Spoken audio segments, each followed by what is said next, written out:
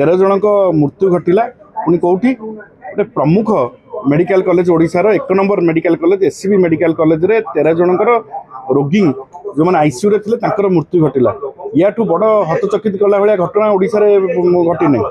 जितेबाला 2017 मसीह सम hospital निया लगी से बीजेपी विधायक मैंने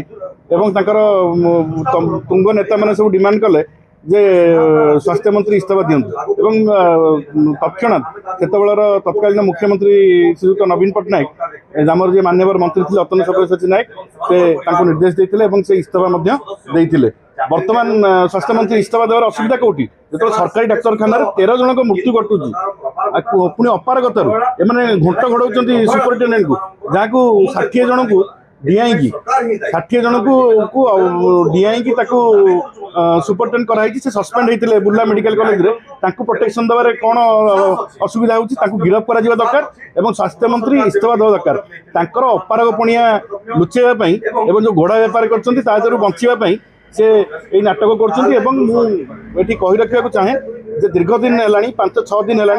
विरोधी बीजेडी एवं कांग्रेस सीपीआईएम समस्त डिमांड कर स्वास्थ्य मंत्री इस्तीफा दिंतु। सरकारी डाक्तखाना घटना घटी स्वास्थ्य मंत्री कौट शोते अपारगपणिया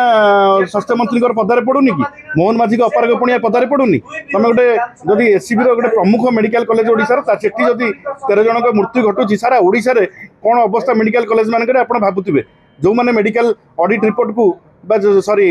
फायर ऑडिट रिपोर्ट को जो मैंने चापिकी रखी एक्शन नि जाऊ जे सुपरिटेडेंट फायर ऑडिट रिपोर्ट को चापिकी रखी से फायर ऑफिसर थे से माने जो सर्टिफिकेट देते जो कि जो यूज करिया को नर्स एवं स्टाफ माने यूज कले फायर जो बंद करने निया को आयत्त करने किसी फायर इंस्ट्रूमेंट काम देला नहीं। तेणु